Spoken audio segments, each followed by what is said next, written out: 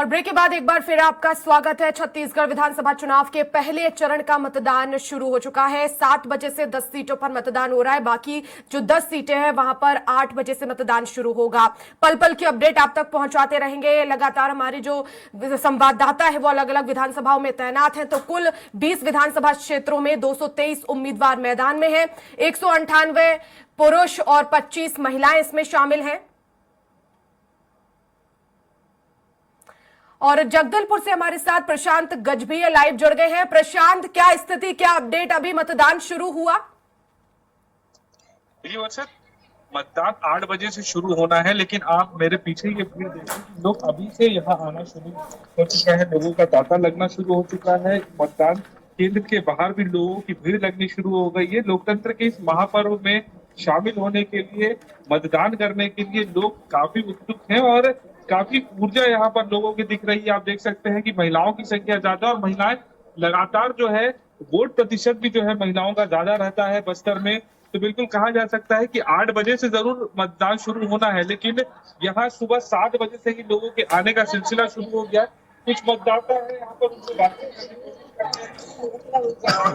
मतदान कैसा लग रहा है और क्या तैयारी के साथ पहुंचे हैं?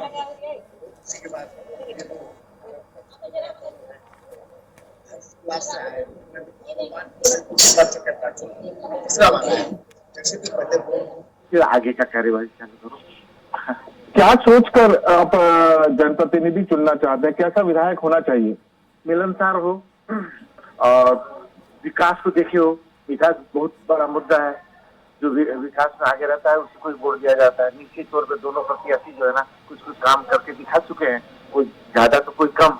तो सभी के मन में यही भावना है, जो ज्यादा किया है उसी के प्रति आकर्षित हो। तो देखिए कि विकास जो करेगा ऐसा ही प्रत्याशी होना चाहिए, ऐसा विधायक होना चाहिए।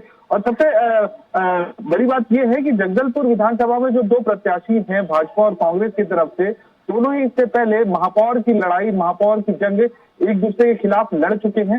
हालांकि उस समय कांग्रेस की जीत हुई थी और भाजपा की जो प्रत्याशी है किरण देव, उनकी हार हुई थी। लेकिन ये विधानसभा चुनाव है, इसमें देखने वाली बात होगी कि किस तरीके से जनाधार किस ओर जाता है, क्योंकि दोनों के 5-5 साल का कार्यकाल महापौर के रूप में जनता ने देख लिया है। और अब आगे किस तरीके से वो विधायक के रूप में देखना चाहते हैं, ये तो आने वाला रिजल्ट ही बताएगा। लेकिन लोकतंत्र के इस महापर्व में शामिल होने के लिए लोग सुबह से ही पहुंच रहे हैं। और अभी जगदलपुर के पोलिंग बूथ पे है, जहां पर पूर्व विधायक से लेकर कलेक्टर तक इसी पोलिंग बूथ में मतदान करने के लिए पहुंचने वाले हैं। और यहाँ अभी सुबह से ही लोगों के पहुंचने का सिलसिला शुरू हो गया है। और जो 10 विधानसभा है जहां पर 7 बजे से ही पोलिंग शुरू हो चुकी है, मतदान शुरू हो गया। और यहाँ जो बाकी अन्य 10 विधानसभा है वहां पर पोलिंग की पूरी तैयारी हो चुकी है, मॉक पोल हो चुका है, सब सारी तैयारियां हो चुकी। अब बस समय का इंतजार है। 8 जैसे ही बजेगा वैसे ही यहाँ पे भी मतदान शुरू हो जाएगा। तो बीजेपी कांग्रेस दोनों में टक्कर तो है, इसके साथ क्या तीसरी पार्टी भी यहाँ मैदान में है? जी बिल्कुल, आम आदमी पार्टी और छत्तीसगढ़ जनता जोगी पार्टी भी जो है वो जगदलपुर समेत बस्तर की कई सीटों पर अपने प्रत्याशियों को उतारा है। लेकिन यहाँ जिस तरीके से त्रिकोणी मुकाबला बनना चाहिए था, उस तरीके का त्रिकोणी मुकाबला नहीं बन पाया है। यहाँ सीधी सीधी लड़ाई कांग्रेस और भाजपा के बीच नजर आ रही है। जिस तरीके से आम आदमी पार्टी और जनता जोगी पार्टी का दखल होना चाहिए था प्रचार एवं लोगों के बीच में, उस तरीके का दखल नहीं दिख पाया। इसलिए यहाँ पर सीधी लड़ाई जो है कांग्रेस और भाजपा के बीच में बोली जा सकती है।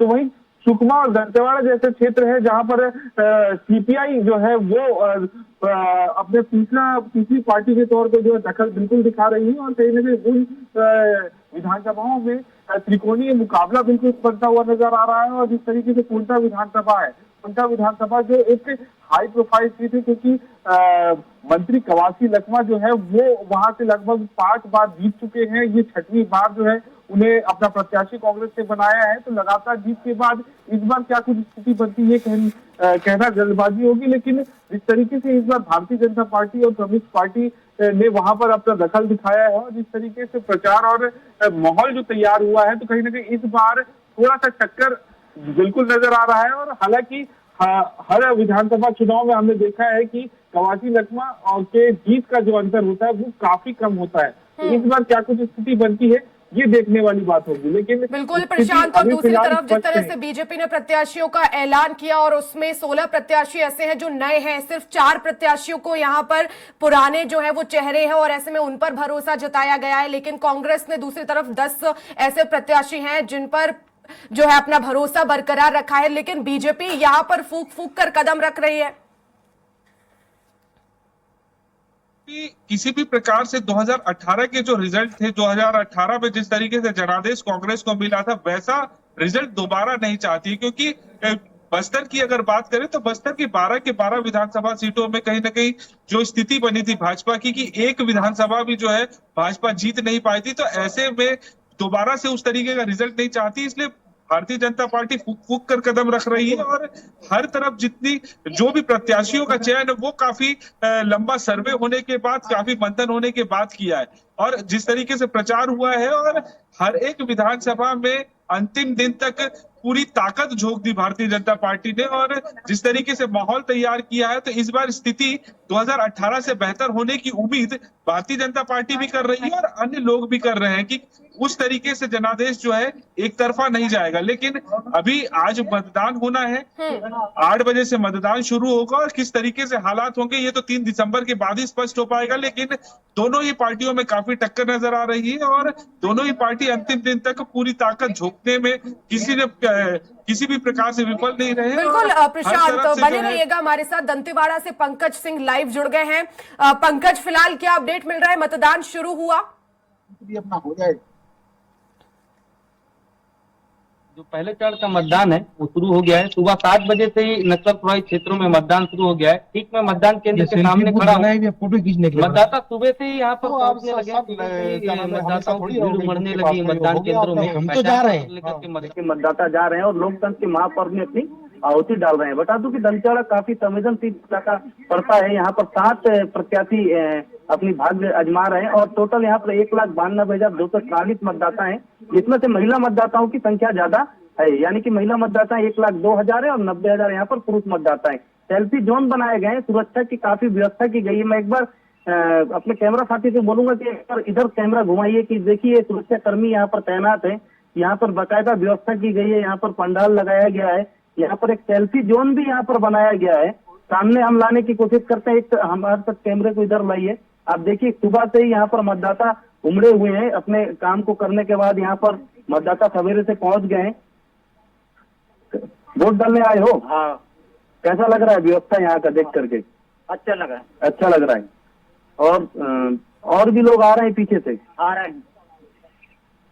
देखिए सवेरे से ही यहाँ पर मतदाता पहुंचने लग गए हैं। मतदाताओं की भीड़ उमड़ने लगी है। दंतेवाड़ा में काफी टफ कॉन्टेस्ट है और काफी जानी मानी सीट है, क्योंकि यहाँ पर कद्दावर नेता महेंद्र कर्मा के जो पुत्र हैं छबिन कर्मा, वो एक साइड से खड़े हैं, दूसरे साइड बीजेपी की प्रत्याशी जो नए हैं जयराम अटामी वो खड़े हैं। कांटे का मुकाबला यहाँ पर चल रहा है। सवेरे से ही मतदाता निकले हुए हैं और सभी राजनीतिक दल के भी लोग लगे हुए हैं कि ज्यादा से ज्यादा वोटिंग परसेंटेज बढ़ाई जाए। अंदरूनी इलाकों की बात करूंगा तो नक्सलियों ने बीजेपी ने नए प्रत्याशी का जो यहाँ पर ऐलान किया है, नया चेहरा है, क्या कुछ खूबियां देखी हैं उनमें और किस तरह से उनका जनसंपर्क रहा है? बीजेपी की तरफ से सक्रियता क्या रही? बिल्कुल, देखिए कि बीजेपी के प्रत्याशी जयराम अटामी है, उनका भी काफी जनसंपर्क रहा है और यहाँ पर बीजेपी के बड़ी बड़े लोग संगठित होकर के लगातार चुनाव प्रचार कर रहे थे। गाँव और दो मगर यहाँ पर जो नक्सलियों का जो फरमान है कि वोट अंदरूनी इलाकों में नहीं देना है, उसके बाद भी कोई असर नहीं दिखाई दे रहा है, क्योंकि यहाँ पर सुरक्षा बल की व्यवस्था इतनी तैनात। पंकज, आप सुरक्षा कर्मियों से बात भी करने की कोशिश कीजिए, अगर वो मीडिया के सामने कुछ बोल पाए। किस तरह की चुनौतियां होती है ऐसे इलाकों में जहां पर नक्सल प्रभावित इलाके हैं, साथ ही साथ नक्सली अपनी सक्रियता भी लगातार दिखाते रहे हैं? बिल्कुल, हम सुरक्षा कर्मियों को भी अपने साथ जोड़ने की कोशिश करेंगे। हालांकि सुरक्षा कर्मी ऑन कैमरे कुछ बोलना नहीं चाहते हैं, मगर फिर भी उसके बाद हम ये कोशिश करेंगे कि सुरक्षा कर्मियों को हम जोड़ें और आगे का अपडेट बताएं। जी बिल्कुल, लेकिन यहाँ पर फिलहाल किस तरह के मुद्दे पंकज मतदाताओं के बीच चर्चित है? और क्योंकि रमन सिंह भी यहाँ पर अब दम भरते हुए नजर आ रहे हैं बीजेपी की तरफ से, और ऐसे में कांग्रेस भी यहाँ फिर से चाहेगी कि सत्ता में वापसी करे। मतदाताओं के बीच क्या चर्चा है तमाम मुद्दों को लेकर, योजनाओं को लेकर? देखिए, हाल फिलहाल में जो बीजेपी ने अपना घोषणा पत्र जारी किया, जिसमें उन्होंने धान का रेट बढ़ाया 3201, बड़ा मुद्दा आया है। बीजेपी का घोषणा पत्र भी अपने आप में एक चुनाव की दिशा को बदलता हुआ नजर आ रहा है। मैं बता दूं कि कांग्रेस का जो चुनावी घोषणा पत्र था, उसमें कुछ वादे उसमें छूट गए थे, जिसकी वजह से मतदाताओं में नाराजगी भी देखने को मिली है। सबसे बड़ा मुद्दा यहाँ पर शराबबंदी का भी मुद्दा जोर शोर से उछला था, क्योंकि कांग्रेस ने अपने पुराने चुनावी घोषणा पत्र में इस बात का वादा किया था कि शराबबंदी की जाएगी, मगर शराबबंदी पूरी तरीके से नहीं हुई, जिसका नुकसान भी कांग्रेस को उठाना पड़ बिल्कुल, सकता तो है। शराबबंदी यहाँ पर एक बड़ा मुद्दा हो सकता जी। है पंकज। जी बिल्कुल, शराबबंदी एक बड़ा मुद्दा हो सकता है दंतेवाड़ा जैसे इलाके में, क्योंकि यहाँ पर भी लगातार विरोध हो रहा था। बीजेपी ने बड़े कैंपेनिंग की थी और शराबबंदी को लेकर के महिलाओं ने भी यहाँ पर जोर शोर से इसका विरोध किया था। और दूसरी बात करूँ तो दंतेवाड़ा में डीएमएफ भी एक बड़ा मुद्दा है, क्योंकि यहाँ पर जो बेलाडीला की खदानें हैं, वहाँ से जो जिला खनिज न्यास निधि मतलब डीएमएफ की जो राशि होती है, उससे जो विकास कार्य हो रहे हैं, उन पर भी लगातार उन विकास कार्यों पर गुणवत्ता को लेकर के सवाल उठाए जा रहे हैं। तो एक भ्रष्टाचार भी यहाँ पर एक मुद्दा है। अब देखना ये होगा कि जो सीपीआई का जो चुनाव चिन्ह कैंसिल हुआ है, सीपीआई का चुनाव चिन्ह यहाँ इस बार उसे राष्ट्रीय दल से हटा दिया गया है, इसलिए जो उसका परंपरागत वोट है सीपीआई का, जो उसे हर बार मिलता है 7 से 8 हजार वोट, वो किस ओर स्विंग करेगा, इसलिए वही जिसकी ओर स्विंग करेगा उसी से ये तय होगी कि दंतेवाड़ा की विधानसभा किसके हाथ लगेगी। बिल्कुल पंकज, जो बीजेपी और कांग्रेस के बीच यहाँ मुख्य मुकाबला देखा जा रहा है। बिल्कुल, बीजेपी और कांग्रेस के बीच मुख्य मुकाबला है। आने वाले कई समय से बीजेपी और कांग्रेस ही यहाँ पर विधायक रहे। 2008 के पहले एक बार सीपीआई आई थी, उसके बाद से बीजेपी और कांग्रेस का ही यहाँ पर आपस में चल रही है। पंकज, और जैसा कि आप भी जिक्र कर रहे हैं कि शराबबंदी और दूसरी तरफ जो खदानें हैं वहां पर भ्रष्टाचार हुआ है, तो ऐसे में ये कहीं ना कहीं कांग्रेस की मुश्किलें बढ़ाता हुआ नजर आ रहा है। और बीजेपी ने इन्हें कितना भुनाया है इस क्षेत्र में। बोला था कि दंतेवाड़ा से लाइव होगा बीजेपी का कैंपेन भी डोर टू डोर चला है, कांग्रेस का भी पहुंच रहा होगा ना, कैंपेन निकल डोर टू डोर चला है। हम यहाँ पर बता दें कि दंतेवाड़ा का जो पूरा जो विधानसभा का क्षेत्र काफी नक्सल प्रभावित इलाका पड़ता है। यहाँ पर सबसे पहली बात तो वोटिंग परसेंटेज के ऊपर में पूरा ध्यान दिया जाता है कि किस तरीके मतलब अगर वोटिंग का परसेंटेज बढ़ता है तो किसकी ओर जाएगा, क्योंकि जो ये अंदरूनी इलाका होने की वजह से कई तरीके की दिक्कत भी आएंगी। जैसे कि हम जिस मतदान केंद्र में खड़े हैं, हम बता दें कि यहाँ पर जिन लोगों के पास में पहचान पत्र नहीं है, जो लोग के पास में वोटिंग कार्ड नहीं या आधार कार्ड लेके नहीं पहुंच रहे, उन्हें वापस जाना पड़ रहा है और पहचान पत्र और आधार कार्ड लेकर के ही मतदान केंद्रों में प्रवेश किया जा रहा है। जी बिल्कुल, और मतदाताओं को जागरूक किस तरह से किया गया पंकज यहाँ पर, क्योंकि चुनाव आयोग ने अलग अलग क्षेत्रों में कार्यक्रम लगाए और जागरूकता रैली भी निकाली है, नुक्कड़ नाटक भी किए। यहाँ पर क्या चुनाव आयोग की तरफ से प्रयास किए गए? मेगा कॉन्क्लेव किया गया था, जिला में एक बड़ा कार्यक्रम किया था, जगह जगह नुक्कड़ सवाई की गई, अंदरूनी इलाकों में ईवीएम लेकर के ये तक भी प्रचार किया गया कि किस तरीके से ईवीएम में वोट दिए जाते हैं। राजनीतिक दल के लोग भी अपनी अपनी पार्टियों का प्रचार कर रहे थे। वहीं पर प्रशासन के द्वारा बाइक रैली के द्वारा, डोर टू डोर कैंपेन के द्वारा मतदाताओं के घर में पहले से पर्चियां पहुंचा दी गई हैं। मतलब ज्यादा से ज्यादा वोट का परसेंटेज बढ़ाया जाए, इसके लिए पूरी तरीके से तैयारी करके प्रयास किया गया। जी बिल्कुल पंकज, और पिछले चुनाव की अगर हम बात करें तो वोटिंग परसेंटेज क्या रहा है, और यहाँ पर 3 बजे तक मतदान होगा या 5 बजे तक? 7 बजे से 3 बजे तक मतदान होगा। हम पिछले अगर 2018 के चुनाव की बात करें तो 2018 के चुनाव में जब कांग्रेस की सुनामी पूरे छत्तीसगढ़ में चली थी, तब एक बस्तर की एक सीट दंतेवाड़ा ऐसी थी जिसमें बस्तर को बीजेपी का जो विधायक कैंडिडेट थे भीमाराम मंडावी वो जीते थे, मगर नक्सलियों ने उनकी श्यामागिर ग्राम में ब्लास्ट में हत्या कर दी थी, जिसके बाद से यहाँ पर उपचुनाव हुआ और उपचुनाव में कांग्रेस की जो प्रत्याशी देवती महंत शर्मा वो जीती, मगर बीजेपी का वोट परसेंटेज यहाँ पर नहीं घटा। बीजेपी का वोट परसेंटेज उस उपचुनाव में भी बढ़ा, यानी कि उपचुनाव में भी बीजेपी को यहाँ पर 33,000 वोट मिले थे। जी बिल्कुल पंकज, लेकिन अब क्योंकि ये नक्सल प्रभावित इलाका है और ऐसे में कौन सी बड़ी चुनौतियां चुनाव आयोग के सामने भी होंगी? मतदान दल की जो है वो भी पहुंचे हैं यहाँ, और तमाम सुरक्षा व्यवस्था क्या यहाँ पर की गई है? देखिए, दंतेवाड़ा में 273 मतदान केंद्र बनाए गए हैं, जिसमें से 50 मतदान केंद्र समान है और एक तो जो 150 मतदान केंद्र अति संवेदनशील है, 63 मतदान केंद्र संवेदनशील है, मतलब नक्सल प्रभावित संवेदनशील है। ऐसे नक्सल प्रभावित संवेदनशील होने की वजह से मतदान जो अतिरिक्त यहाँ पर सुरक्षा बल की टीमें आई हैं उनको माइन डिटेक्टर लेकर के जंगल के रास्ते से, पगडंडी के रास्ते से मतदान केंद्रों में ले जाया जा रहा है। मैं बता दूं कि कुआंकुंडा क्षेत्र के अंदरूनी इलाकों में ऐसे भी मतदान केंद्र जहां पर कभी वोटिंग हुई नहीं थी, मगर इस बार जिला प्रशासन ने अच्छा खासा प्रयास किया और निर्वाचन मतदान को करवाने के लिए अरबे, जबेली, नीलावाया, उधर दंतेवाड़ा के हम अंदरूनी इलाकों की बात करें तो इंद्रावती के पास चेरपाल और पुजारीपाल, जितने भी ऐसे गांव हैं वहां पर भी, तुमरी गुंडा ऐसे गांव में भी पोलिंग बूथ लगा करके, पाहुरनार में भी पोलिंग बूथ लगाया गया और मतदान करवाया जा रहा है। तो कहीं ना कहीं इससे ये अनुमान लगाया जा रहा है कि इस बार दंतेवाड़ा में वोटिंग परसेंटेज भी बढ़ेगा और अच्छा खासा बिल्कुल पंकज, तो आप नजर बनाए रखिएगा, अपडेट्स आपसे लेते रहेंगे पल पल का। फिलहाल बहुत शुक्रिया तमाम जानकारी के लिए।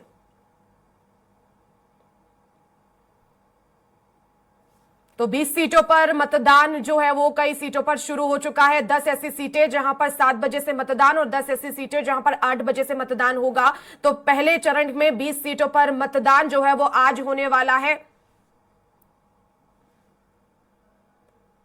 तो अंतागढ़ विधानसभा सीट पर आपको बताएं तो विक्रम उसेंडी यहां से बीजेपी के प्रत्याशी हैं। रूप सिंह पोटाई पर यहां जो है वो कांग्रेस ने भरोसा जताया है। मुकाबला दिलचस्प होगा अंतागढ़ में, दोनों ही जाने माने चेहरे हैं और जो प्रत्याशी है मतदान करने के लिए जिस तरह से मतदाता पहुंचेंगे वो किस प्रत्याशी को पसंद करेंगे ये देखने वाली बात होगी। लेकिन कांकेर सीट पर अगर नजर डालें तो आश्रम नेता बीजेपी से प्रत्याशी हैं और शंकर ध्रुव यहां से कांग्रेस से प्रत्याशी बनाए गए हैं। दोनों जाने माने चेहरे हैं और अब पसंदीदा प्रत्याशियों का जो है वो आज दिन है। ऐसे में मतदाता किसे पसंद करेंगे ये देखने वाली बात होगी। केशकाल की बात करें तो नीलकंठ टेकाम और संतराम नेताम केशकाल से जो है वो प्रत्याशी बनाए गए हैं बीजेपी और कांग्रेस की तरफ से।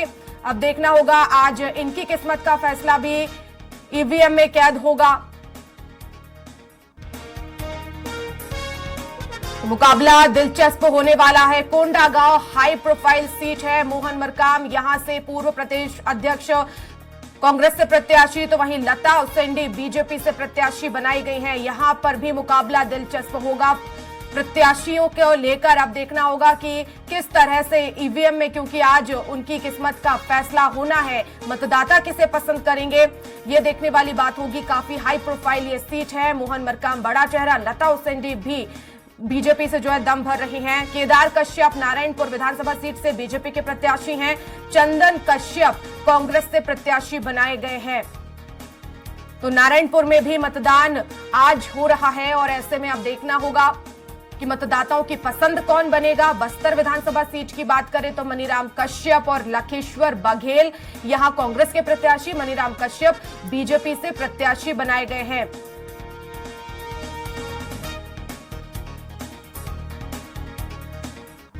तो पहले चरण का रण आज छत्तीसगढ़ में।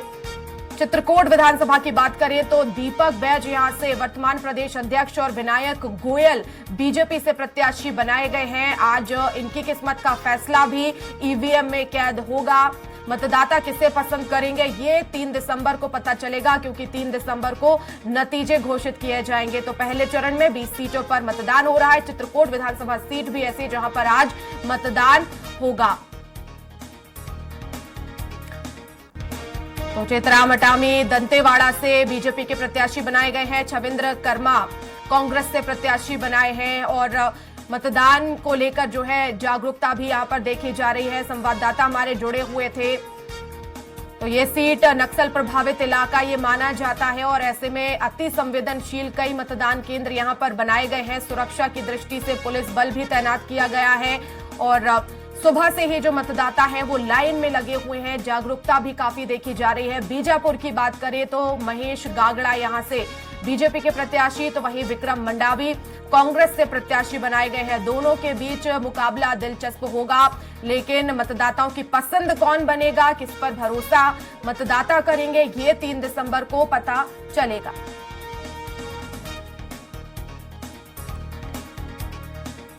तो अलग अलग विधानसभाओं से हम आपको बता रहे हैं। कोंटा की अगर बात करें तो सोयमुका और कवासी लखमा ये भी एक हाई प्रोफाइल सीट है। वर्तमान के मंत्री हैं और कांग्रेस में बड़ा चेहरा कवासी लखमा का। सोयमुका यहां पर उन्हें चुनौती देते हुए नजर आ रहे हैं बीजेपी की तरफ से। खैरागढ़ विधानसभा सीट पर यशोदा वर्मा कांग्रेस से, विक्रांत सिंह बीजेपी से प्रत्याशी बनाए गए हैं।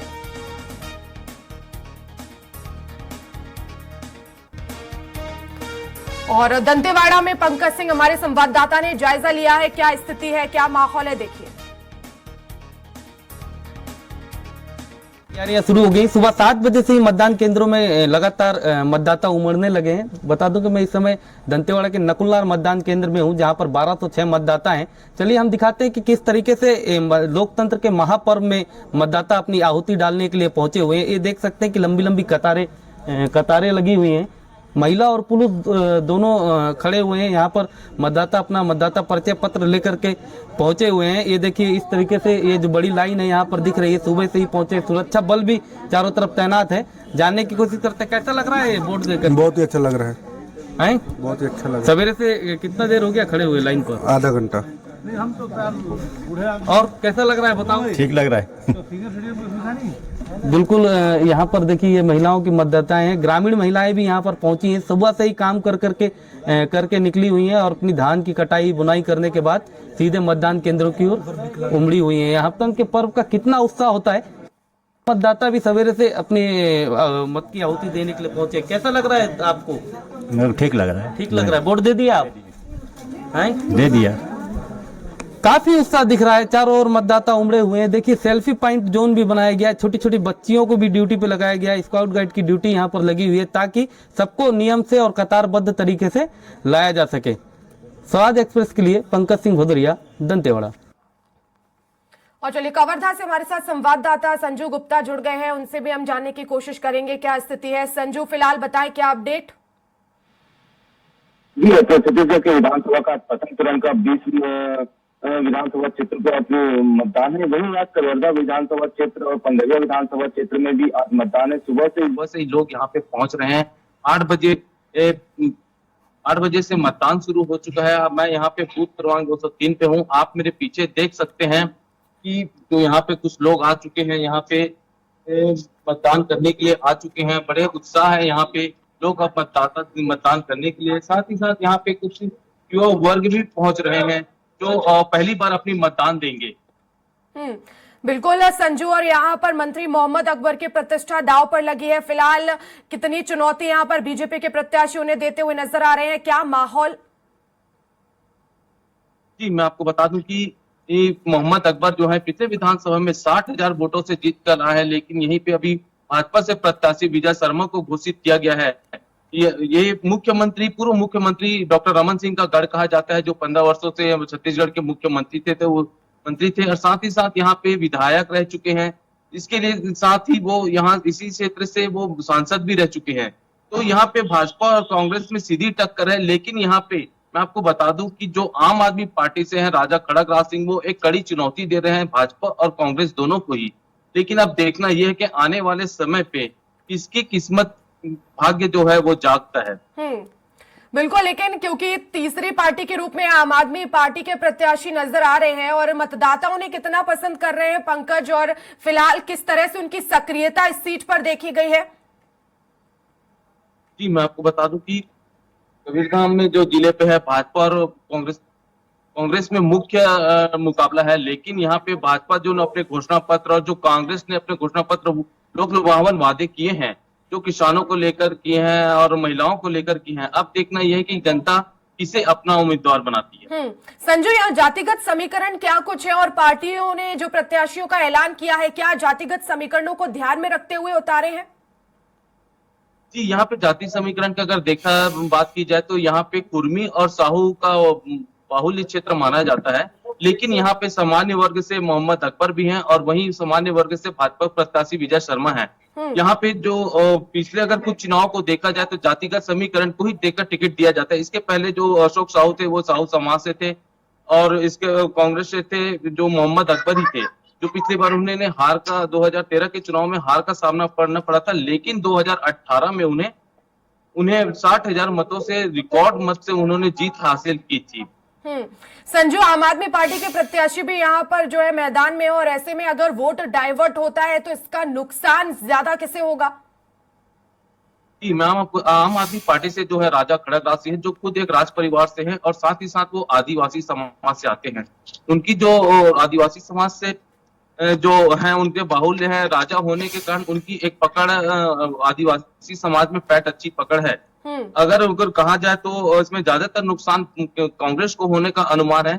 और इसके पहले जो राजा खड़गराज सिंह थे वो भाजपा से नगर पंचायत अध्यक्ष भी रह चुके हैं। तो इस मामले में अगर देखा जाए तो भाजपा और कांग्रेस दोनों को ही इसमें नुकसान होने का अनुमान है। लेकिन पिछले चुनाव में भी संजू हमने देखा कि आम आदमी पार्टी ने जो है चुनाव लड़ी थी सभी सीटों पर, ऐसे में खासा रिस्पांस नहीं मिला था। क्या नतीजे रहे थे पिछली बार? आम आदमी पार्टी के पक्ष में कितने वोट पड़े थे?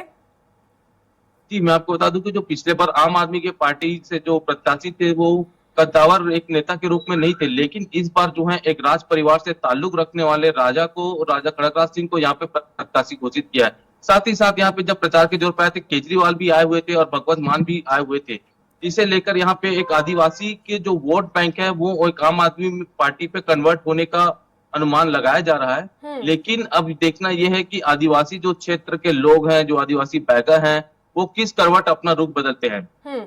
संजू, लेकिन जैसा कि आप बता रहे हैं कि वो एक राज परिवार से और ऐसे में जाहिर तौर पर लोगों के बीच उनकी जो है वो पहुंच भी होगी, तो कहीं ना कहीं ये मुकाबला अब त्रिकोणीय होता नजर आएगा और मोहम्मद अकबर के लिए कहीं ना कहीं थोड़ी मुश्किलें यहाँ पर बढ़ती हुई नजर आएंगी।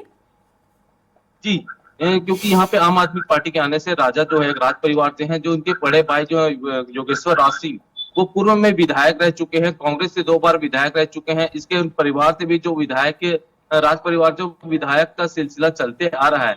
और साथ ही साथ मैं बता दूं कि खुद एक आदिवासी होने के कारण कबीरधाम जिला जो है एक बैगा बहुल क्षेत्र है। यहाँ पे बैगाओं की संख्या लगभग, मतदाताओं की संख्या लगभग 40 से 45 हजार के बीच है और इसमें इनकी राजाओं की एक पैठ अलग मानी जाती है। साथ ही साथ एक राज परिवार से ताल्लुक होने के कारण सामान्य वर्ग और जो ओबीसी वर्ग भी है उनमें भी एक अच्छी खासी पकड़ मानी गई है।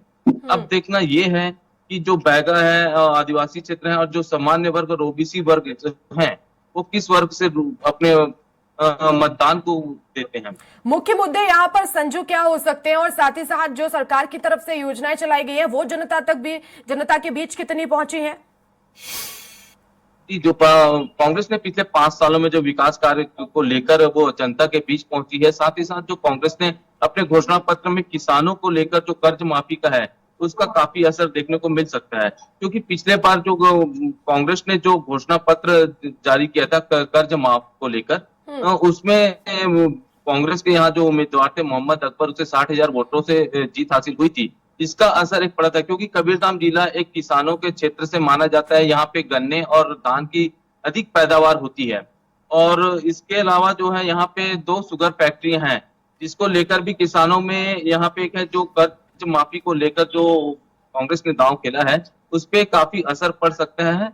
और पिछले बार इसका जो असर हुआ था, जो मोहम्मद अकबर थे जो 60,000 वोटों से जीते थे, इसी का एक नतीजा था। बिल्कुल संजू, लेकिन बीजेपी की तरफ से यहाँ पर घोषणा पत्र में वादा किया गया है धान खरीदी को लेकर, क्या अब दोनों में टकराव हमें देखने को मिलेगा?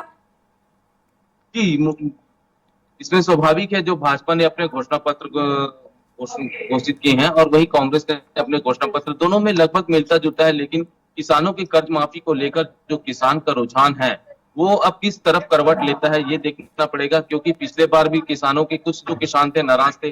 साथ ही साथ मैं आपको बता दूं कि कुछ मुद्दे को लेकर यहाँ पे ग्रामीण नाराज भी चल रहे हैं। लोहारा विकास खंड के अंतर्गत जो 26 गांव के जो किसान है वो चुनाव का बहिष्कार भी किए हुए हैं। उसने स्टाम्प पेपर में शपथ पत्र जारी करके किया है कि हम विधानसभा चुनाव का बहिष्कार कर रहे हैं, क्योंकि उनकी लगातार जो 30 सालों से एक मांग है नहर की मांग को लेकर, उनकी मांग थी कि नहर का विस्तार किया जाए और उनके खेतों के लिए सिंचाई की पानी की सुविधा दी जाए। लेकिन ना भाजपा ने अपने 15 सालों में और ना ही कांग्रेस ने अपने 5 सालों में उनके मांगों को पूरा किया है, जिसे लेकर यहाँ पे 26 गांव के किसान भी यहाँ पे आज चुनाव का बहिष्कार किए हुए हैं।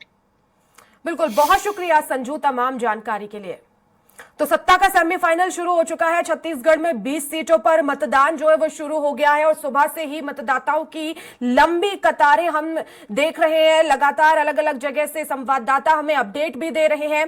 कवर्धा सीट काफी high profile seat, Mohammad Akbar यहां से कांग्रेस से प्रत्याशी हैं, विजय शर्मा बीजेपी से प्रत्याशी बनाए गए हैं। पिछले चुनाव में मोहम्मद अकबर 60,000 वोटों से जीते थे, तो वहीं आम आदमी पार्टी से राजा खड़गराज सिंह यहां पर प्रत्याशी हैं, राज परिवार से आते और अब देखना होगा, मुकाबला त्रिकोणीय यहां पर नजर आ रहा है। लेकिन पसंदीदा प्रत्याशी जो है वो आज चुनना है, मतदाता किसे पसंद करेंगे ये हमें 3 दिसंबर को पता चलेगा जब नतीजे आएंगे। लेकिन यहां मुकाबला कहीं ना कहीं त्रिकोणीय होता नजर आ रहा है।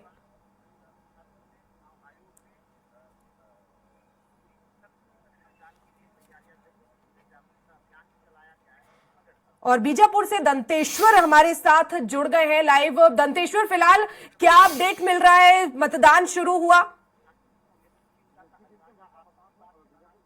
की बात करें तो बजे से मतदान हो चुका है और यहाँ लगातार जो है मतदाता जो है सवेरे 7 बजे से लंबी कतार में है। और लगभग जो है बीजापुर विधानसभा की बात करें तो कुल यहाँ पर 1,69,211 मतदाता है, जिसमें 245 मतदान केंद्र में जो है 980 मतदान अधिकारी, 47 सेक्टर अधिकारी और 42 माइक्रो ऑब्जर्वर जो है वो लगे हुए हैं पूरे चुनाव संपन्न कराने के। जो अति संवेदनशील क्षेत्र है वो 75 संवेदनशील क्षेत्र है, जिसमें जो है महिला कमांडो और दिव्यांग यानी युवा मतदाता जो है वो चुनाव संपन्न कराएंगे। लेकिन जो बताया जा रहा है कि जो रुझान है सवेरे 7 बजे से लेकर महिलाओं की तादाद ज्यादा है, क्योंकि महिला मतदाता जो है वो लगभग करीब 87,661 है, पुरुष मतदाता 81,542 मतदाता है। तो और जो श्रेणी वर्ग है वो 8 मतदाता है। तो लगभग सवेरे से रुझान जो है देखने को मिल रहा है। जिस दिन का लंबे समय से इंतजार था वो आज लगभग वो आज 7 नवंबर के वो आज ये तय होगा। लगभग ये जो है पिछले विधानसभा के मुकाबले जो 58% का जो मतदान था वो ग्राफ इस बार देखने योग्य होगा। लेकिन देखना ये है कि जो 245 मतदान केंद्र है ये अब तक 12 बजे के बीच में क्या अपडेट होता है। लेकिन फिलहाल ये है कि जो मतदाता है वो काफी उत्साह में है और बढ़ चढ़ के हिस्सा ले रहे हैं। दिव्यांगजन है वो उनके लिए भी काफी अच्छी तैयारियां की जा चुकी है। दंतेश्वर, हमें तस्वीरें भी लगातार दिखाते जाए, क्या व्यवस्थाएं हैं? जी बिल्कुल, जिस मतदान केंद्र में मैं खड़ा हूँ एक आदर्श मतदान केंद्र है जहाँ सीसीटीवी लगी है, वाईफाई के जरिए यहाँ पे निगरानी की जा रही है। पूरी टीम यहाँ पे मौजूद है और साथ ही जो अधिकारी कर्मचारी हैं वो अंदर तैनात है, सुरक्षा बल के जवान जो है वो तैनात है और साथ ही जो मतदाता जो दिव्यांग मतदाता है उनके लिए उनके कर्मचारी अलग से उनको हेल्प कर रहे हैं और साथ ही जो महिला मतदाता है उनके वर्ग के लिए अलग है और पुरुष वर्ग के लिए अलग है। तो ये देखा जा रहा है कि जो उत्साह का जिस तैयारियों के साथ जो मतदान की तैयारी पूर्ण कर ली गई थी वो अब कहीं ना कहीं पूरी तरीके से सफल होता नजर आ रहा है। जी बिल्कुल दंतेश्वर, लेकिन क्या यहाँ पर बीजेपी और कांग्रेस में सीधा मुकाबला है या आम आदमी पार्टी भी यहाँ पर जो है वो प्रत्याशी के तौर पर मैदान में है और कितनी चुनौती देते हुए नजर आ रही है? जी बीजापुर विधानसभा की बात करें तो भाजपा और कांग्रेस के बीच में मुकाबला 2008 से बाद से ही जबरदस्त मुकाबला रहा है, क्योंकि इस बार जो है कांटे की टक्कर का मुकाबला बताया जा रहा है। 2013 में भाजपा के जो प्रत्याशी है महेश गागड़ा और कांग्रेस के जो प्रत्याशी है विक्रम मंडावी वो दो आमने सामने थे और 2018 में वो पुनः महेश गागड़ा भाजपा से और विक्रम मंडावी कांग्रेस से। लेकिन पुनः 2023 में तीसरी बार महेश गागड़ा विक्रम मंडावी के सामने है। तो ये इस बार मुकाबला जो है भाजपा और कांग्रेस के बीच में कांटे की टक्कर का बताया जा रहा है। बिल्कुल, पिछले चुनाव में आखिर क्या नतीजे यहाँ पर रहे हैं? जो विनिंग कैंडिडेट है कितना वोटिंग परसेंट रहा? जी पिछला जो है करीब जो वोटिंग हुई थी 2018 की बात करें तो इसमें कुल कांग्रेस को 21,000 की बढ़त मिली थी। यहाँ पे भाजपा के प्रत्याशी महेश गागड़ा को विक्रम मंडावी कांग्रेस प्रत्याशी ने शिकस्त दी थी। लेकिन उसके बाद जो रुझान है वो काफी अधिक मतों के साथ में विजयी हुए थे कांग्रेस प्रत्याशी विक्रम शाह मंडावी। लेकिन इस बार जो है मुकाबला कांटे की टक्कर का बताया जा रहा है, क्योंकि जो भाजपा और कांग्रेस बिल्कुल, लेकिन अब दंतेश्वर है जो दोनों प्रत्याशी हैं वो पुराने ही चेहरे हैं। क्या वजह रही है कि दोनों पर फिर से भरोसा जो है वो पार्टी ने जताया है?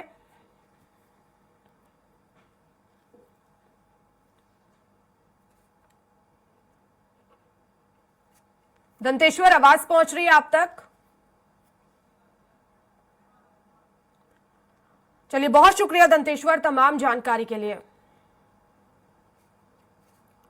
तो बीजापुर में भी मुकाबला काफी दिलचस्प देखा जा रहा है। प्रत्याशी बीजेपी से महेश गागड़ा मैदान में है, कांग्रेस प्रत्याशी विक्रम मंडावी यहां से प्रत्याशी बनाए गए हैं। तो कांग्रेस प्रत्याशी ने मतदान किया है, मोहन मरकाम ने वोट डाला है। तो बड़ा अपडेट इस वक्त का बीजेपी प्रत्याशी लता उसेंडी ने भी वोट दिया है। मतदान केंद्रों में वोटर्स पहुंच रहे हैं। जागरूकता मतदाताओं में काफी देखी जा रही है। सुबह से लंबी लंबी कतारों में लगकर मतदाता जो है वो अपने पसंद के प्रत्याशी का चयन आज करेंगे। तो कांग्रेस प्रत्याशी ने भी मतदान किया है। मोहन मरकाम ने वोट डाला है। साथ ही साथ लता उसेंडी ने भी बीजेपी प्रत्याशी वोट किया है। जबरदस्त उत्साह है, लोगों में जबरदस्त उत्साह है। उनके चेहरे बता रहे हैं कि छत्तीसगढ़ में फिर से कांग्रेस की सरकार बनना तय है। और जो कोंडागांव का मिथक है, 2 बार से ज्यादा कोई नहीं जीता, वो रिकॉर्ड भी टूटेगा और मुझे जीत मिलेगी, ऐसा मुझे लगता है। जनता के जो हाव भाव से मुझे लगता है इस बार फिर से तो कोंडागांव सीट मोहन मरकाम की झोली में जाएगा। तो कोंडागांव से बीजेपी प्रत्याशी और कांग्रेस प्रत्याशी की तरफ से मतदान किया गया है और अपनी अपनी जीत का उन्होंने जो है वो यहां पर भरोसा दिलाया है। लेकिन देखना होगा 3 दिसंबर को जो नतीजे आएंगे, आखिर कौन सा ऐसा प्रत्याशी है जिसे मतदाताओं ने अपनी चुना है। और ऐसे में अब देखना होगा, कोंडागांव में मतदान शुरू हो चुका है और बीजेपी और कांग्रेस के दोनों ही प्रत्याशियों ने यहां पर मतदान किया है। 20 सीटों पर मतदान शुरू हो गया है।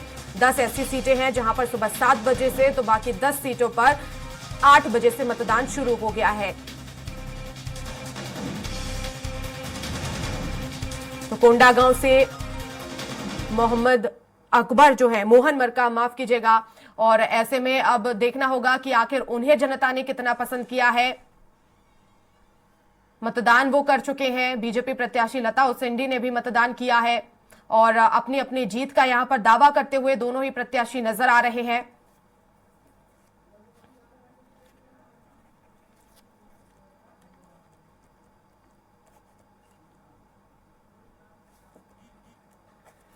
और चलिए खैरागढ़ में क्या स्थिति है जानते हैं। सूर्यकांत यादव हमारे साथ लाइव जुड़ गए हैं। सूर्यकांत, खैरागढ़ में फिलहाल क्या अपडेट मिल रहा है? मतदान शुरू हुआ?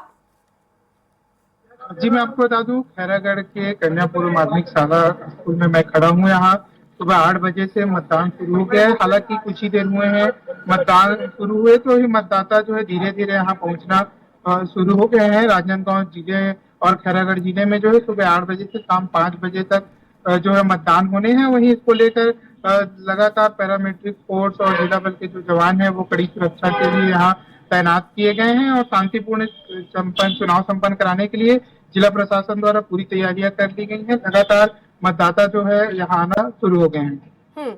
बिल्कुल। तो यहाँ बीजेपी और कांग्रेस के बीच सीधा मुकाबला देखा जा रहा है? जी निश्चित तौर पर राजनांदगांव में बीजेपी और कांग्रेस में ही सीधा मुकाबला है। खैरागढ़ विधानसभा की बात करें तो भाजपा से विक्रांत सिंह और कांग्रेस से यशोदा वर्मा जो है प्रत्याशी हैं। वहीं राजनांदगांव जो हाई प्रोफाइल सीट है वहां पूर्व मुख्यमंत्री डॉक्टर रमन सिंह और कांग्रेस से गिरीश देवांगन जो है प्रत्याशी है। और जो लगातार जो राजनांदगांव जिला है वहाँ कांग्रेस और बीजेपी में ही सीधी टक्कर है और इन दोनों के बीच ही कड़ा मुकाबला है। लेकिन मतदाताओं के बीच ज्यादा अपना जनसंपर्क बढ़ाने में कौन से प्रत्याशी जो है वो कामयाब हुए? फिलहाल मतदाताओं के बीच किसकी चर्चा ज्यादा?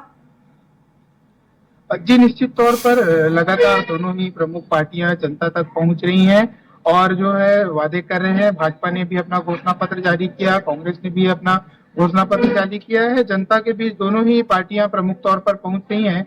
आज जो है मतदान होंगे, 3 दिसंबर को ही पता चल पाएगा कि आखिर जनता का विश्वास जो है किस पार्टी ने जीता है और कौन से प्रत्याशी जीत के आते हैं।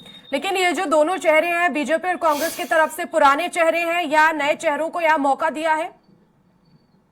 जी मैं आपको बता दूं कि खैरागढ़ विधानसभा सीट में जो है कांग्रेस ने जो पूर्व जो विधायक, इससे पहले जो वर्तमान जो ही विधायक हैं उनको मौका दिया है। तो वहीं भाजपा ने विक्रांत सिंह जो नए चेहरे हैं, युवा नेता हैं, उनको खैरागढ़ विधानसभा से प्रत्याशी बनाया है। वहीं राजनांदगांव में पूर्व मुख्यमंत्री डॉक्टर रमन सिंह जो है चुनाव लड़ रहे हैं और कांग्रेस ने जो है मुख्यमंत्री के करीबी गिरीश देवांगन को इस बार चुनाव मैदान पर उतारे। सूर्यकांत, लेकिन क्या वजह रही है यहाँ पर बीजेपी ने जो है प्रत्याशी बदला है? जी मैं आपको बता दूं, इससे पूर्व भी जो है बीजेपी लगातार खैरागढ़ विधानसभा सीट में प्रयोग करती आ रही है। वहीं इस बार युवा चेहरे को जो है मौका दिया गया है क्योंकि बीजेपी इस बार फिर सत्ता में आने की लगातार प्रयोग कर रही है, उसी के तहत जो है युवा चेहरा को जो है यहाँ से गलती कर दिया गया। मुद्दे क्या कुछ है सूर्यकांत यहाँ पर, साथ ही साथ ये भी बताइएगा जातिगत समीकरण किस तरह का है दोनों ही प्रत्याशियों की तरफ से, पार्टियों की तरफ से जिन प्रत्याशियों का ऐलान किया है, क्या जातिगत समीकरण यहाँ पर देखे गए हैं? जी मैं आपको बता दूं, जातिगत समीकरण की बात की जाए तो ओबीसी फैक्टर जो है वो हावी है। खैरागढ़ विधानसभा में ज्यादातर जो है लोधी बहुल्य क्षेत्र है, इसके बाद साहू समाज जो और उसके बाद अन्य जो ओबीसी समाज है उनका प्रमुख वोट बैंक है, उसको देखते हुए जो है दोनों पार्टियां टिकट निर्धारण करती है। और जातिगत फैक्टर की बात की जाए तो लोधी समाज जो है यहाँ प्रमुख निर्णायक भूमिका निभाता है। वहीं मूलभूत सुविधा की बात की जाए तो मूलभूत सुविधा में सड़क, नाली और रोजगार का जो मुद्दा है वो प्रमुख मुद्दा है। बिल्कुल, तो रोजगार यहाँ पर प्रमुख मुद्दा नजर आ रहा है, लेकिन किस तरह से यहाँ पर दोनों ही पार्टियों के प्रत्याशियों ने अपने लोगों के बीच पहुंचकर अपनी सक्रियता दिखाई है और फिलहाल किस तरह का रिस्पांस मिलता हुआ नजर आ रहा है? जी मैं आपको बता दूं, दोनों ही पार्टियां लगातार जो है लोगों से जनसंपर्क कर मुलाकात किए थे और जो घोषणा पत्र में भी युवाओं के लिए रोजगार सहित और अन्य कई वादे किए गए थे।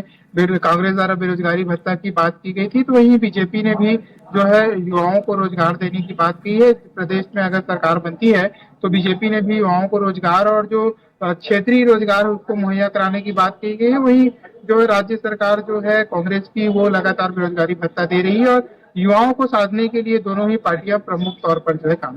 बिल्कुल, तो यहाँ पर बेरोजगारी एक बड़ा मुद्दा उभर कर सामने आ रहा है। देखना होगा कि अब मतदाताओं ने जो है किसे पसंद किया है, 3 दिसंबर को पता चलेगा। फिलहाल बहुत शुक्रिया सूर्यकांत तमाम जानकारी के लिए। तो बस्तर संभाग में 12 विधानसभा सीटों का जो सियासी समीकरण है, इस सीट से आपको बता दें, बस्तर से खासतौर पर अगर हम बात करें तो प्रत्याशी मनीराम कश्यप के सामने कांग्रेस के प्रत्याशी लखेश्वर बघेल चुनाव लड़ रहे हैं। फिलहाल यहाँ पर लखेश्वर बघेल मजबूत स्थिति में दिख रहे हैं। वह 2 बार के विधायक भी रह चुके हैं। 2018 का चुनाव काफी बड़े अंतर से उन्होंने जीता था। तो वहीं मनीराम पहली बार चुनाव लड़ रहे हैं। वो 3 बार जिला पंचायत सदस्य और उपाध्यक्ष रह चुके हैं। कुछ इलाकों में इनकी भी मजबूत पकड़ है। यहाँ कुल मतदाता अगर हम बात करें तो 1,67,635 है, तो वहीं इसमें पुरुष मतदाता 81,184 और महिला मतदाता हम बात करें तो 86,000 से ज्यादा महिला मतदाता यहां पर हैं। ट्रांसजेंडर यहां पर 2 है। तो जगदलपुर सीट पर अगर हम बात करें तो इस बार बीजेपी प्रत्याशी किरण देव सिंह के सामने कांग्रेस के प्रत्याशी जितिन जायसवाल चुनावी मैदान में है और वर्तमान में दोनों के बीच कांटे की टक्कर दिख रही है। दोनों नगर निगम में पूर्व महापौर रह चुके हैं। किरण सिंह देव की पहली बार जो है वो चुनावी मैदान में वो उतरे हैं और यहां पर कुल मतदाताओं की संख्या अगर हम बात करें तो 2,59,000 है और साथ ही साथ हम बात करें यहां पर पुरुष मतदाताओं की तो 98,000 के करीब यहां पर पुरुष मतदाता और महिला मतदाता यहां पर लगभग 1 लाख के करीब है। ट्रांसजेंडर मतदाता 31 है। नारायणपुर की अगर हम बात करें तो इस सीट से बीजेपी प्रत्याशी केदार कश्यप के सामने कांग्रेस प्रत्याशी चंदन कश्यप चुनाव लड़ रहे हैं। केदार कश्यप 2 बार विधायक और पूर्व मंत्री रह चुके हैं। वर्तमान में बीजेपी के महामंत्री हैं। तो वहीं चंदन कश्यप पहली बार के विधायक हैं। उन्होंने 2018 में केदार को हराकर इस सीट पर अपना कब्जा जमाया था। वर्तमान में केदार कश्यप मजबूत स्थिति में दिख रहे हैं। यहां पर कुल मतदाताओं की संख्या अगर हम बात करें तो 1,90,672 है। तो वहीं पुरुष मतदाता इसमें 92,000 है और साथ ही साथ महिला मतदाता यहां पर 98,000 के आसपास है। ट्रांसजेंडर मतदाता यहां पर 3 है। तो कांकेर की अगर बात करें तो इस सीट से बीजेपी प्रत्याशी आशाराम नेताम के सामने कांग्रेस प्रत्याशी शंकर ध्रुव चुनावी मैदान में है। नेताम पहली बार चुनावी मैदान में है। वे ग्रामीण मंडल मंत्री हैं। तो वहीं शंकर ध्रुव ग्राम पंचायत मुड़पार के सरपंच रह चुके हैं। पहली बार 2013 में विधायक बने। फिलहाल बीजेपी प्रत्याशी आशाराम नेताम मजबूत स्थिति में दिख रहे हैं। हालांकि कांग्रेस जरूर टक्कर देती हुई यहां पर नजर आ रही है। मतदाताओं की अगर हम बात करें तो कुल मतदाताओं की संख्या यहां पर 87,161 है, जिनमें से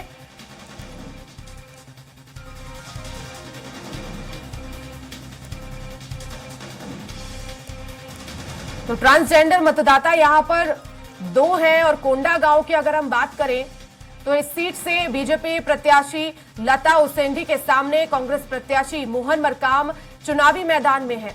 साल 2003 से बीजेपी की लता उसेंडी विधायक बनी, लेकिन 2008 में भी उन्हें दोबारा जीत मिली। 2013 में हुए विधानसभा चुनाव में कांग्रेस के मोहन मरकाम ने लता उसेंडी को हराकर विधायकी पर कब्जा कर लिया। 2018 में भी वे दोबारा जीत कर आए, 2 बार के विधायक रहे हैं। मरकाम से इस बार उनके समर्थक और कार्यकर्ता कटे हुए नजर आ रहे हैं, ये उनकी कमजोरी के रूप में दिख रही है। तो वहीं बीजेपी के राष्ट्रीय उपाध्यक्ष लता उसेंडी मजबूत स्थिति में दिख रही हैं। तो कुल मतदाताओं की संख्या यहां पर 1,88,520 है। इनमें से पुरुष मतदाता 91,000 है, तो वहीं महिला मतदाता 97,000 है। ट्रांसजेंडर मतदाता यहां पर 3 है। और केशकाल सीट की अगर हम बात करें तो बीजेपी के प्रत्याशी नीलकंठ टेकाम के सामने कांग्रेस प्रत्याशी संतराम नेताम चुनाव लड़ रहे हैं। पूर्व आईएएस ऑफिसर टेकाम पहली बार चुनावी मैदान में है। इस सीट से नए चेहरे हैं। तो वहीं संतराम नेताम 2013 में विधायक बने, 17 साल तक पुलिस विभाग में सेवाएं दे चुके हैं। यहां कुल मतदाताओं की संख्या 2 लाख के आसपास है। और ऐसे में अब देखना होगा कि मतदाता किसे पसंद करते हैं। बीजेपी मजबूत स्थिति में यहां नजर आ रही है।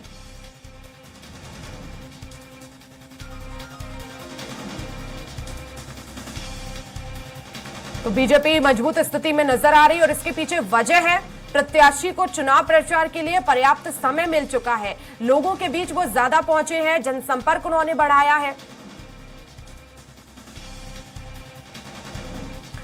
और राजनांदगांव काफी हाई प्रोफाइल सीट है। पूर्व मुख्यमंत्री रमन सिंह यहां से चुनावी मैदान में हैं। दिलीप साहू हमारे साथ लाइव जुड़ गए हैं। दिलीप, फिलहाल क्या अपडेट?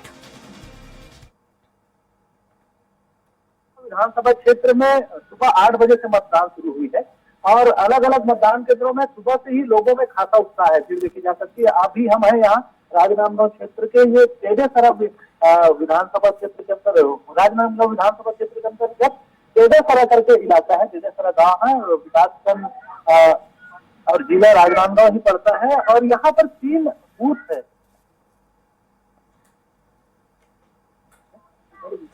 एक और बूथ बताया जा रहा है, तो कुल मिलाकर 4 बूथ है। और यहाँ लोगों में आप देख सकते हैं सुबह से उत्साह है। महिलाएं भी बड़ी तादाद में आई है और पूरी व्यवस्थाएं की गई है। यहाँ रैंप भी है, लोग जो विकलांग आ रहे हैं उनके लिए भी व्हीलचेयर की व्यवस्था है, देख सकते हैं। और सुचारू रूप से मतदान करे इसके लिए सिक्योरिटी की भी व्यवस्था की गई है। और यहाँ पर ये जो यहाँ पर बारी बारी से लोगों को बुलाकर फिर उनका नाम वेरीफाई करके आधार कार्ड का वेरीफाई। और इसी बीच चलिए बड़ी खबर मिल रही है सुकमा से। मतदान के बीच नक्सलियों ने आईईडी ब्लास्ट किया है। सीआरपीएफ का जवान ब्लास्ट में घायल हुआ है। सीआरपीएफ कोबरा बटालियन का एक जवान गंभीर रूप से घायल हुआ है। बड़ी खबर इस वक्त की आपको बता रहे हैं, छत्तीसगढ़ में आईईडी ब्लास्ट हुआ है। तो नक्सलियों ने अपनी सक्रियता बढ़ा दी है।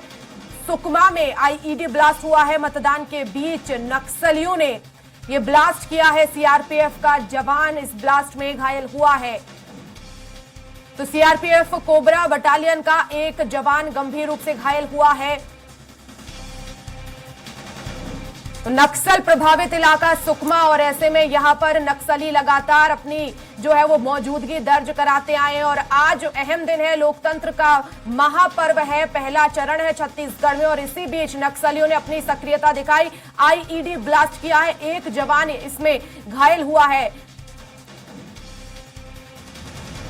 तो बड़ी खबर इस वक्त की सुकमा से आपको बता रहे हैं, छत्तीसगढ़ में आईईडी ब्लास्ट हुआ है। और मतदान के बीच नक्सली जो है वो लगातार अपनी सक्रियता दिखाते नजर आ रहे हैं। तो चुनौती इस समय मतदान दल के सामने भी है, चुनाव आयोग के सामने भी है, क्योंकि सुरक्षा जो है वो काफी अहम हो जाती है। इन 20 सीटों पर पहले चरण में जो मतदान होना है, नक्सल प्रभावित ये विधानसभा क्षेत्र है जहां पर काफी ज्यादा चुनौतियां चुनाव आयोग के सामने होती है मतदान कराने में। और वो हुआ भी, क्योंकि यहाँ नक्सलियों ने जो है वो आईईडी ब्लास्ट किया है।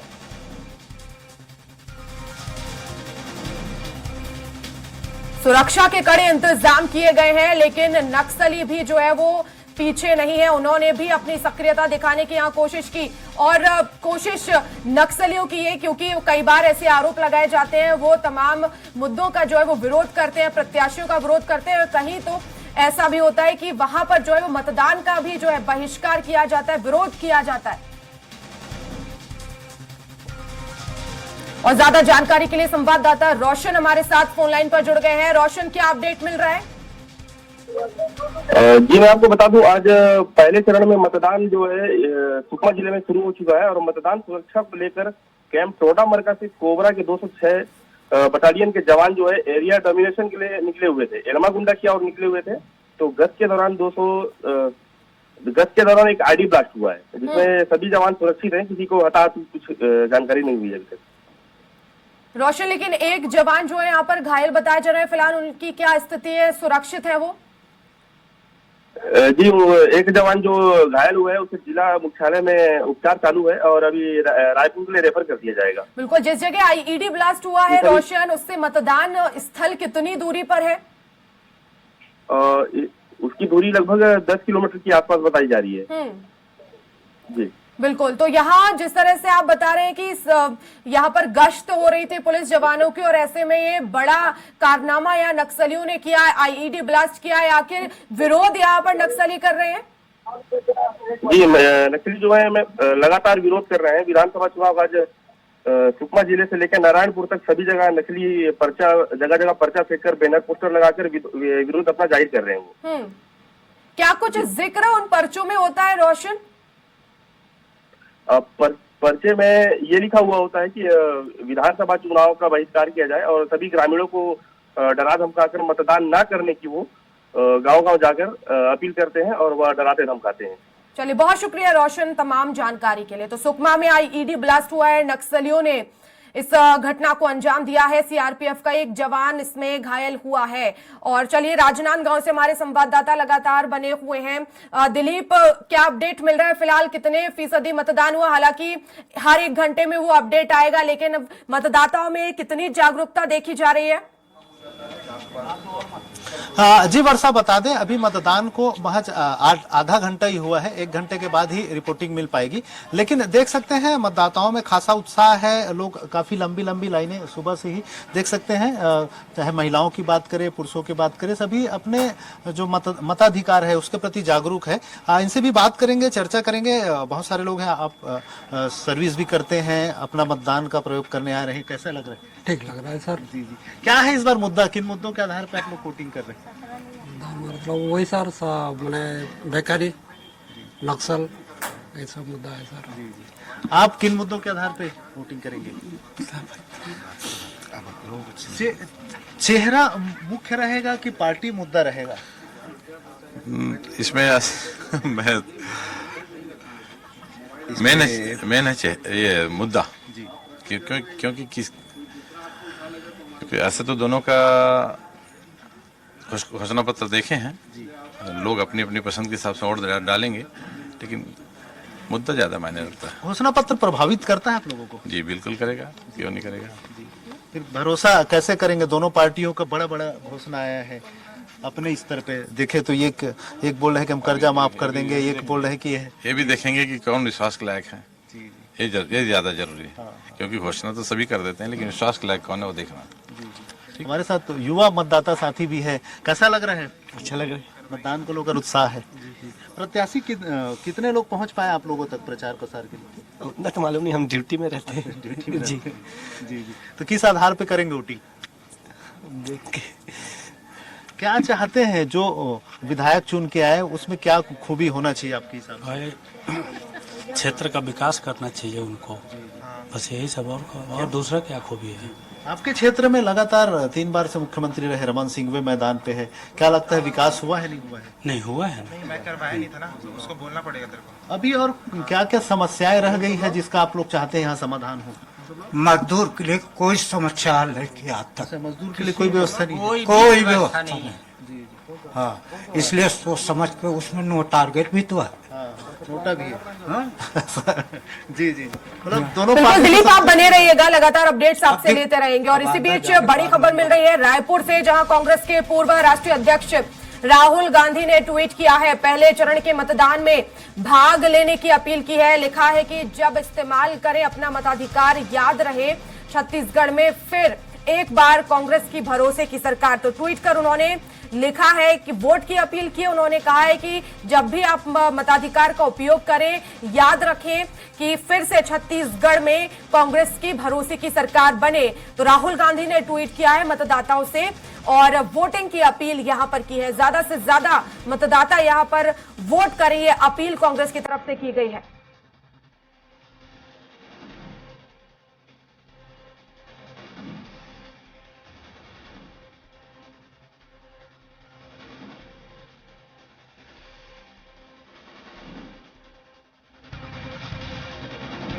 कांग्रेस के पूर्व राष्ट्रीय अध्यक्ष राहुल गांधी ने ट्वीट किया है और मतदाताओं से वोटिंग की अपील की है। उन्होंने कहा है कि जब भी आप मताधिकार का उपयोग करें, याद रखें फिर से छत्तीसगढ़ में कांग्रेस की सरकार बने, भरोसे की सरकार बने।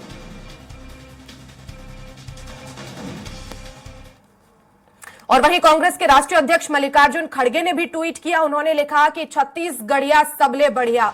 आज छत्तीसगढ़ राज्य में प्रथम चरण का मतदान शुरू हो चुका है। हमारी हर मतदाता से, खासतौर से पहली बार वोट देने वाले युवाओं से अपील है कि वो वोट जरूर करें। हमें पूरा विश्वास है कि छत्तीसगढ़ में लोकतंत्र के प्रति भरोसा बरकरार रहेगा, न्याय युक्त शासन रहेगा और भरोसा बरकरार रहेगा। तो मल्लिकार्जुन खड़गे कांग्रेस के राष्ट्रीय अध्यक्ष, उन्होंने ट्वीट किया और वोटिंग की अपील की है। पहले चरण का मतदान शुरू हो चुका है। हर मतदाता से, खासतौर पर जो पहली बार वोटिंग कर रहे हैं, उनसे यह अपील है कि वो वोट जरूर करें।